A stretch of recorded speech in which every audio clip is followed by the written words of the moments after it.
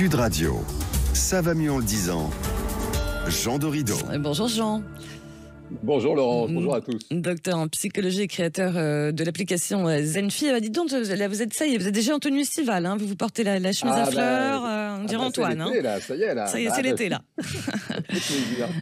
Ça fait plaisir, dit-il. Justement, ce premier grand week-end de départ en vacances, vous aviez envie de faire l'éloge de la sieste. Voilà une chronique qui, à mon avis, va plaire à Sandrine Rousseau, tiens. Oui, écoutez, certainement. Vous, là, déjà, ça...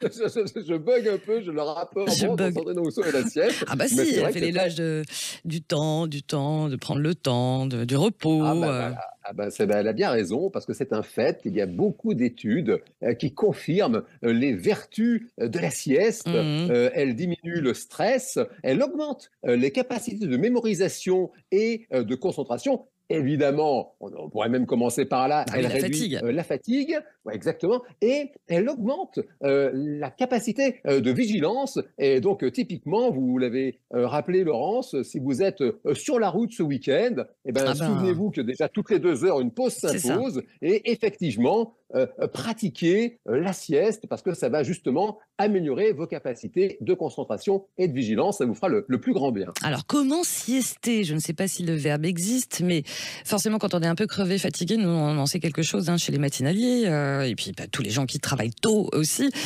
C'est quoi la durée idéale d'une sieste, en fait, pour se réparer ? Alors, c'est une bonne question que vous posez, Laurence, et en fait, on distingue 3 types de siestes. On pourrait dire, il y a la classique qui va durer idéalement de 10 à 20 minutes, avec surtout cette limite de la demi-heure, ne jamais dépasser une demi-heure, parce que sinon, vous allez basculer dans un cycle de sommeil complet, avec le risque, si vous sortez, je dirais, en cours de route, si vous quittez le train avant la gare, vous allez avoir ce phénomène, vous savez, d'être un peu vaseux, comme ça, de ne pas être bien après la sieste. Donc là, la sieste classique, idéalement 10 à 20 minutes, jamais plus de 30. Vous avez la micro-sieste qui, elle, justement, va être en dessous des 10 minutes. C'est pas facile, ça, la micro-sieste. Vous avez raison. Non, franchement. Ça nécessite un peu d'entraînement. Et toutefois, les pratiquantes et les pratiquants vraiment expliquent que ça leur fait le plus grand bien. On est sur quelques minutes seulement, parfois. Mais comment on peut s'entraîner à la micro-sieste, honnêtement ? Moi, j'y arrive pas. Je vois des gens qui peuvent s'endormir comme ça à table, alors qu'il y a du bruit autour. Ça, c'est encore peut-être autre chose. Vous nous expliquerez l'entraînement à la micro-sieste une prochaine fois. Exactement. Et puis, vous avez aussi la sieste longue, qui, là, traditionnellement, va durer tout un cycle de sommeil, c'est-à-dire en moyenne 90 minutes, 1h30.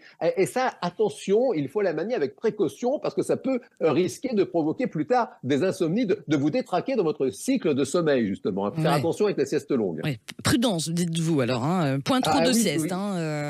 Faut pas abuser, quoi. C'est-à-dire, voilà, il faut faire la sieste parce que vraiment ça fait du bien et ça, toutes les études le confirment. Maintenant, c'est un fait, la sieste longue, c'est une prise de risque parce que ça risque Quelle prise de risque non, mais vous savez que les Français dorment quand même de moins en moins bien. Ça c'est clair, il y a des études. Il y a plein d'études qui le confirment, ils sont passés en dessous des 7 heures. Et donc justement, la sieste longue, si vous avez fait une nuit très courte, la veille par exemple, alors là, c'est un fait, ça peut avoir du sens de faire un cycle de sommeil dans l'après-midi, parce que comme ça va vous ramener à niveau. En revanche, le reste du temps, c'est mieux d'éviter et de se concentrer, si vous êtes débutante ou débutant, je dirais, en sieste, concentrez-vous sur la sieste classique, 10 à 20 minutes, et ça, vraiment, ça va vous recharger les batteries, ça va vous faire le plus grand bien, surtout si vous êtes en vacances cet été, vous pouvez vous y mettre en douceur. Alors, Jean Dorido, pour les débutants en sieste, comme vous dites, tous les expérimentés, il y a un endroit idéal, il y a un moment idéal, là encore d'un point de vue pratique.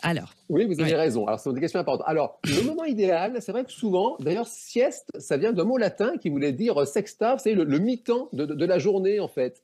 Et c'est un fait qu'on a des cycles ultradiens, et c'est vrai que, on va dire qu'après le déjeuner, même si vous mangez très très léger, ça n'a pas de rapport, en fait. Les spécialistes, ils expliquent que c'est le cerveau, il y a un petit creux, un petit coup de mou. Donc ça, c'est vrai que c'est un peu le moment idéal, comme ça, le début d'après-midi. Le lieu, évidemment, privilégié, un lieu calme, à l'abri du bruit. Pensez évidemment surtout à couper tous les smartphones, les vibreurs, les applications, les bips.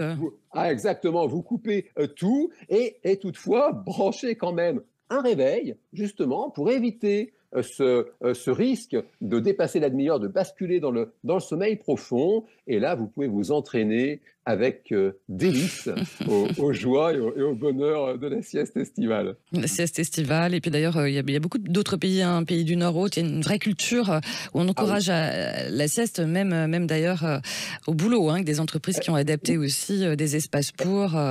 Ça rend performant aussi la sieste. Voilà.